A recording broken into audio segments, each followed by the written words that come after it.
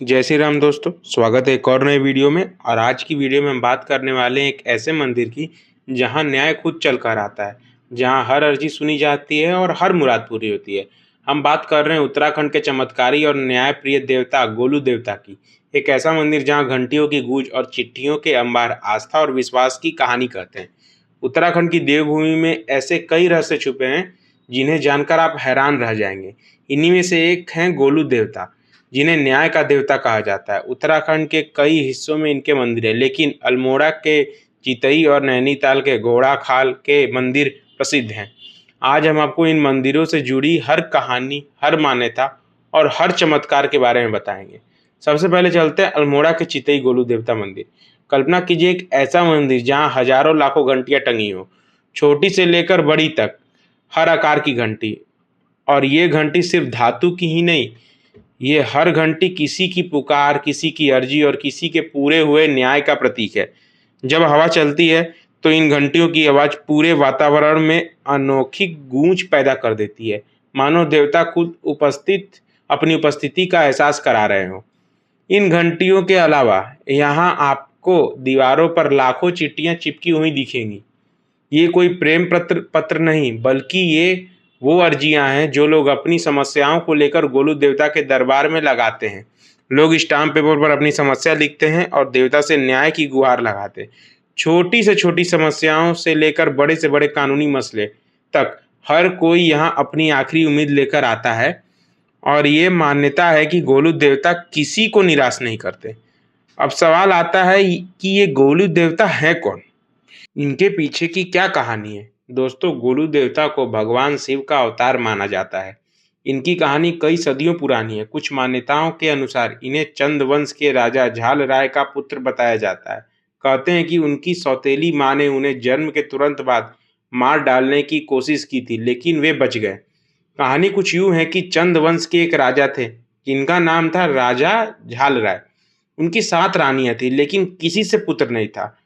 तो राजा झाल राय ने भगवान शिव की घोर तपस्या की और उन्हें भगवान शिव से आशीर्वाद के रूप में एक पुत्र रत्न की प्राप्ति हुई, जो गोलू देवता के नाम से प्रसिद्ध हुए। लेकिन उनकी एक रानी ने ईर्ष्यावश गोलू देवता को जन्म लेते ही मार डालने की साजिश रची। कहते हैं कि रानी ने एक पत्थर के बच्चे को पालने में रख दिया और गोलू देवता को एक नदी में बहा दिया। लेकिन चमत्कार हुआ, गोलू देवता एक मछुआरे को मिले और उन्होंने ही उनका पालन पोषण किया।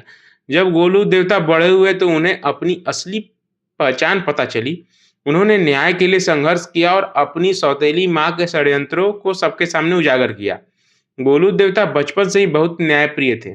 वे हमेशा सच का साथ देते थे और अन्याय के खिलाफ खड़े रहते थे।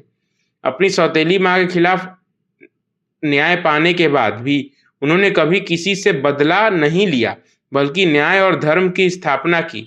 दुर्भाग्यवश एक युद्ध में उनकी मृत्यु हो गई, लेकिन उनकी न्यायप्रियता और सत्यनिष्ठा हमेशा के लिए अमर हो गई। उनकी मृत्यु के बाद लोगों ने उन्हें एक देवता के रूप में पूजना शुरू कर दिया। ऐसा माना जाता है कि मरने के बाद भी वे लोगों को न्याय दिलाते हैं। यही कारण है कि लोग अपनी अर्जी लेकर उनके दरबार में आते हैं। लोग यहाँ अपनी जमीन जायदाद के झगड़े, पारिवारिक विवाद, नौकरी से जुड़ी समस्याएं और यहाँ तक कि शादी विवाह से जुड़ी समस्याओं को लेकर भी आते हैं। चितई के अलावा नैनीताल के पास घोड़ाखाल में भी गोलू देवता का एक प्रसिद्ध मंदिर है। यह मंदिर भी अपनी चमत्कारी शक्तियों के लिए जाना जाता है। यहाँ भी हजारों घंटियां और चिट्ठियां आपको मिलेंगी। यह मंदिर एक शांत और हरे भरे इलाके में स्थित है, जहाँ आकर मन को एक अजीब सी शांति मिलती है। गोलू देवता की पूजा बहुत ही सरल है। लोग यहाँ आकर घंटियां चढ़ाते हैं और चिट्ठियां लिखते हैं और मनोकामना पूरी होने पर फिर से यहाँ दर्शन करने आते हैं। कई लोग तो यहाँ अपने वाहनों की पूजा भी करवाते हैं ताकि रास्ते में कोई दुर्घटना न हो।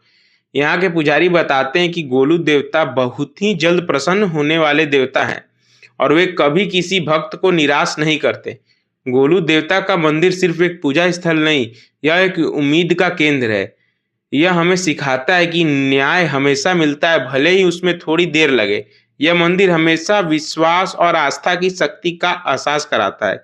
यह उत्तराखंड की संस्कृति और अध्यात्मता का एक अभिन्न अंग है। तो दोस्तों, यह थी गोलू देवता मंदिर की पूरी कहानी। अगर आप कभी उत्तराखंड आए तो इस चमत्कारी मंदिर में दर्शन जरूर करें और अपनी अर्जी गोलू देवता के दरबार में जरूर लगाएं। और अगर आपको ये वीडियो पसंद आई हो तो वीडियो को लाइक करें और ज़्यादा से ज़्यादा लोग को शेयर करें ताकि सब लोग गोलू देवता के बारे में जान सके।